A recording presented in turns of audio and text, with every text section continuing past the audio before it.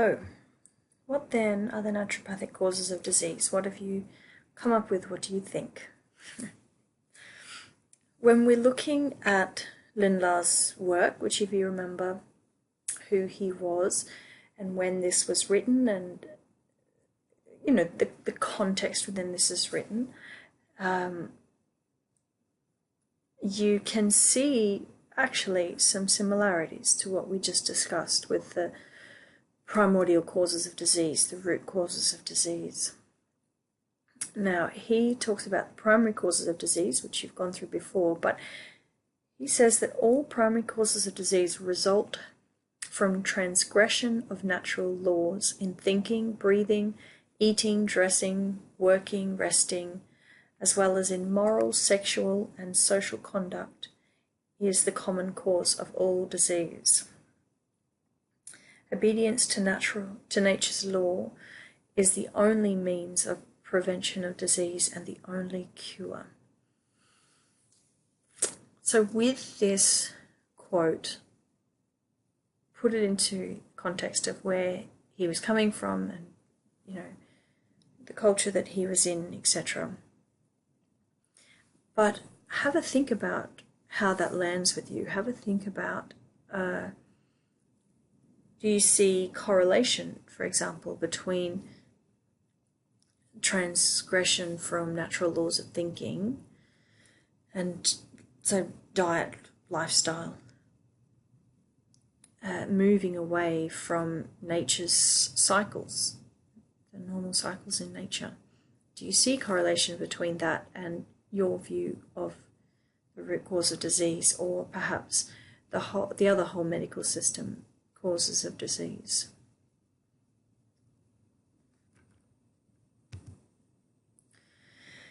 Lindlar then went into detail, this should look familiar to you, the three primary causes of disease being lowered vitality, abnormal composition of blood and lymph, and accumulation of waste, morbid matter, and poisons in the system. And if you go right the way back through the sessions, you'll remember that the cell requires certain things in order to kind of give the body what it needs in order to stay in balance. Yes, so when we're thinking of those vitalistic and holistic concepts, we think of the cell as being normal and functional unless it doesn't get the flow of vitality through it, the healing power of nature, the flow of energy through it, unless it doesn't get proper nutrients to the system, so abnormal composition of blood and lymph, poor diet, kind of poor nutrients that are coming into the system, and then accumulation of waste matter. Is that cell able to adequately take in what it needs and reject what it doesn't? Can the body then take those toxins, for want of a better word, and remove them from the system adequately through the channels of elimination? Are they working effectively or not? And if you remember, when we touched on a little bit of the therapeutic order, that those obstacles to cure, once we removed them, we saw that the body could improve in vitality, could get the nutrients that it requires, etc. That's all in that first part of the therapeutic order. Now, looking at that last point, accumulation of waste, morbid matter, and poisons in the system, we look at this concept of toxemia, autotoxemia, or kind of from within, toxins from within. And it's the definition of it is the generation of toxic irritants created by maldigestion. So maldigestion then is dysbiotic bacterial intestinal metabolism of poorly digested food. So if you remember right the way back to the start of this session, we talked about the ancient Egyptian concepts of exactly this: poor digestion, poor fermentation of food, poor breaking down of food, and then poor assimilation of food, leading to irritants that get into the bodily systems. Toxins enter the blood, irritate the tissue, and interfere with function, and that can become a chronic illness, chronic inflammatory processes. They can lead to autoimmune processes, etc. So what this idea encapsulates is that if the intestinal system isn't working effectively, you're going to see a knock-on effect through the rest of the system, whether that's through in chronic low-grade inflammation, for example, whether that's a direct irritant to an autoimmune process. You can see the potential for poor gut function, poor levels of microbiome to influence the entire system. With toxicity, you can also get toxicity from the external environment. So modern sources of chemicals, for example. So one of the things that we can do as naturopaths that will make huge differences to people, particularly those with sensitivities to chemicals. So some people with multiple chemical sensitivities, some people with autoimmune conditions, some people with chronic low-grade inflammation, which is affecting their entire system, is to start to look at removing sources of exogenous toxicity. So things like giving advice for swapping from one brand of soap to another brand of soap that doesn't carry with it irritants for that particular individual, changing from preservative-filled foodstuffs into understanding how to cook effectively using whole ingredients. There's lots of examples that I'm sure that you could think of which you perhaps personally have helped make the switch, or where you've read about it, where you've seen blogs about it, where you have seen lists in magazines or books of ways to try and reduce toxicity, which in our environment, depending on the levels of external toxicity, can have a very real impact on our systems.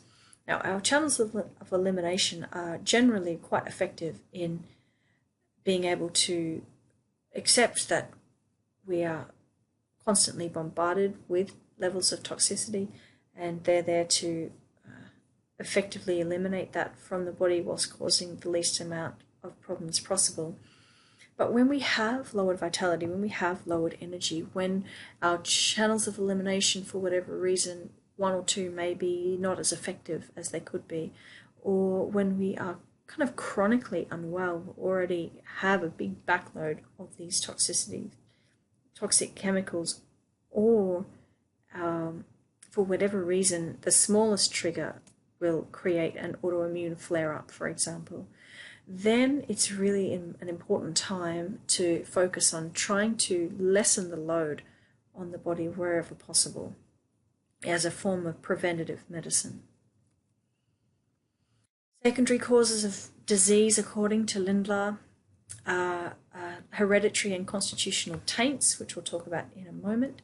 But one way to look at that is through this concept of terrain and miasms.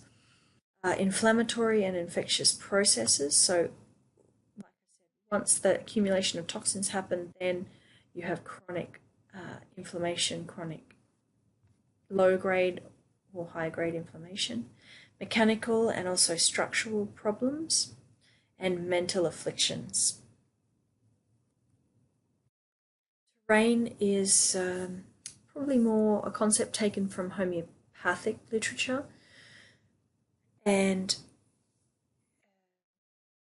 of course, homeopathy and naturopathy in a lot of ways have been mixed over the years, and so a lot of the concepts are tied up together. So you may find more resources in homeopathic literature for if you're interested. So terrain is the internal environment of an organism, sorry, which provides the setting for either health or disease and determines an individual's tendency to illness or susceptibilities. And with terrain, what practitioners do is understand what somebody has inherited, which is also known as the constitution of the individual, what their personal history is, and included in that is what they have actually inherited from their parents. So one is the kind of the base constitution, what they've kind of inherited from their parents, and then what they've inherited from their family line. So this concept of miasms. And if you remember back to previous in the session, we were talking about miasmatic influences and febrile illnesses and the connection between the two and how they were seeing patterns between the two. Homeopathy, Hahnemann kind of took this a little bit further and looked for traits that were common in, he picked up kind of 3 main miasms, but there have been others that have been added since. And this idea that illness or trauma can affect someone's, essentially their genetic profile so intensely that it can then be passed on through the generations. And it can also happen to an individual in this lifetime. They have an intense trauma, and it's kind of like it sits over the top of the constitutional type, kind of like a blanket that sits over the top. And so the treatments were aimed at removing those miasms and then helping to improve the constitution, which when we did constitutions, this hopefully makes a lot of sense to you, so I don't have to go into too much detail about it. Balancing the temperament was also within personal history, and the temperament really came from the concept of humours, the Greek concept of humours, and it was slightly changed to lymphatic, sanguine, bilious, and nervous. Same 4 humours, but just slightly different names, slightly different views on what they were about. And then suppressive therapies used as well, and this was all determining people's tendency to, like opening that door to invite illness in, susceptibilities in. And so with suppressive therapies, sorry, my words today, you can also consider the hygienist movements as well in the US, which is where Lindlar was obviously influenced by, where some of them were very much against any kind of pharmaceutical intervention, any kind of suppressive treatment, anything that they viewed as suppressive, even vaccinations, antibiotics, and any kind of drug treatment, really, even surgeries, were considered to be suppressive and therefore would lead to ill health. And I will leave that to you as to where you sit with that.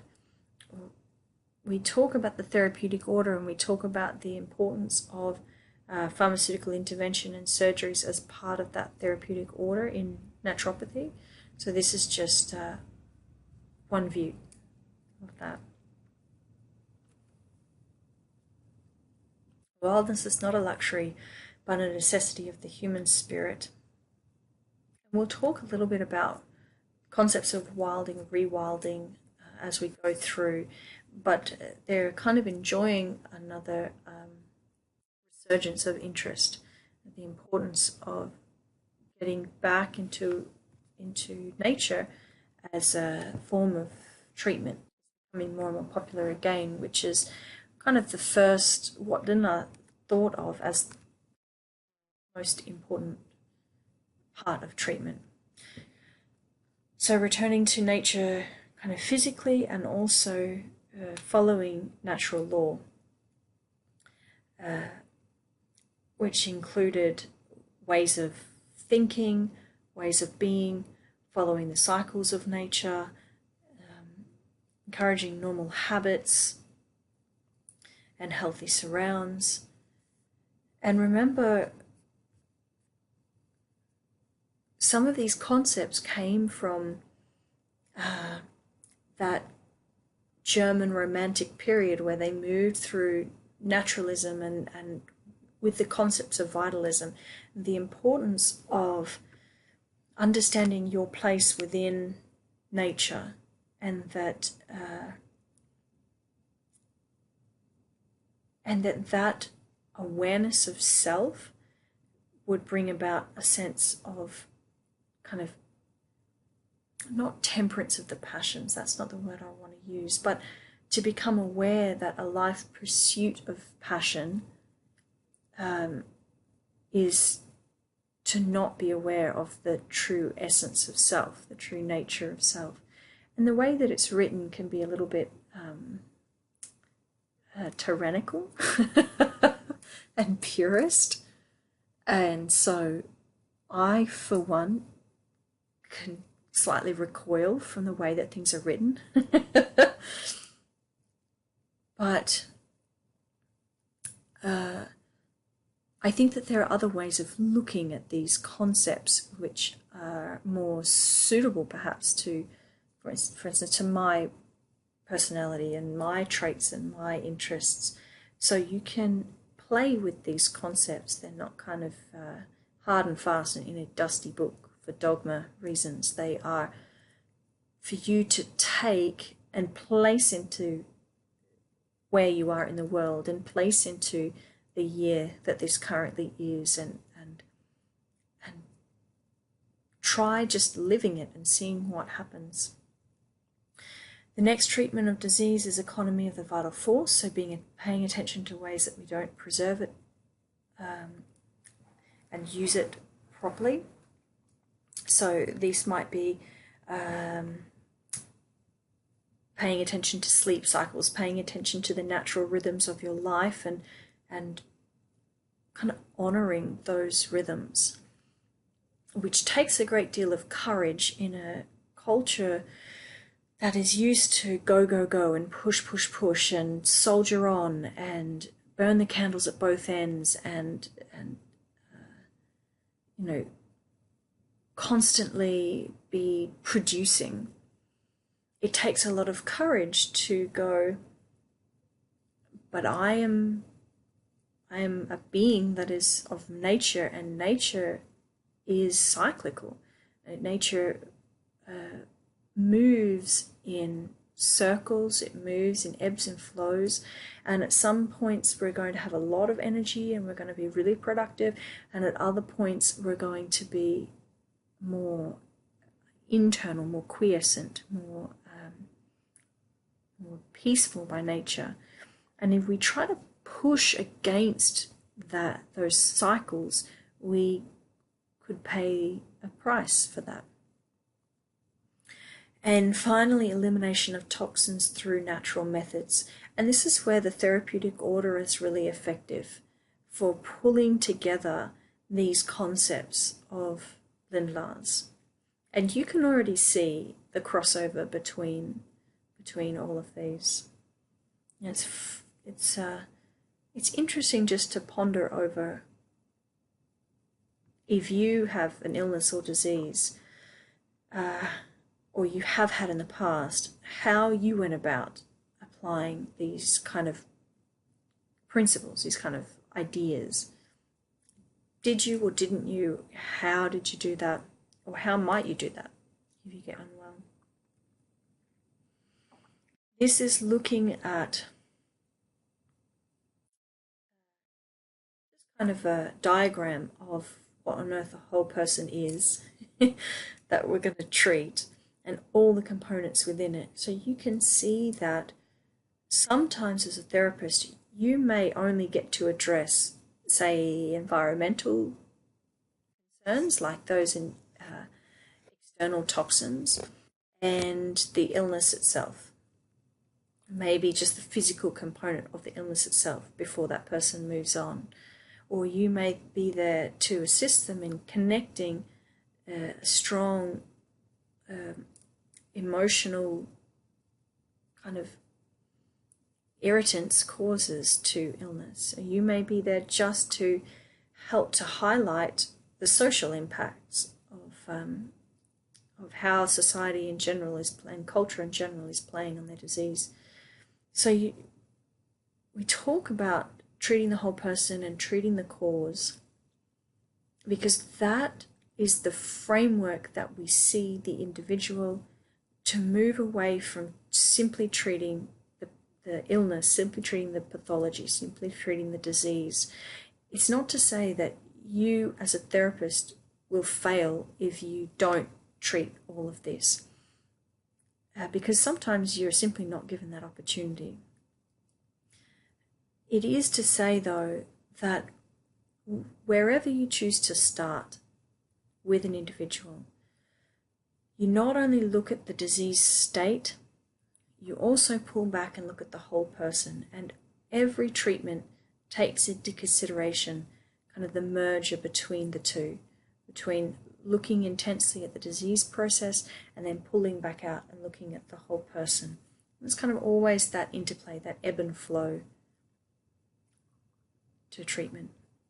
So I hope that that's started to pull all the concepts from the previous sessions together into one principle. And I hope that it's starting to get you thinking about treatments that you have tried in the past, or therapists that you have seen in the past, that perhaps a holistic therapist, starting to have an idea of what were they trying to tell me when they suggested things for me to do.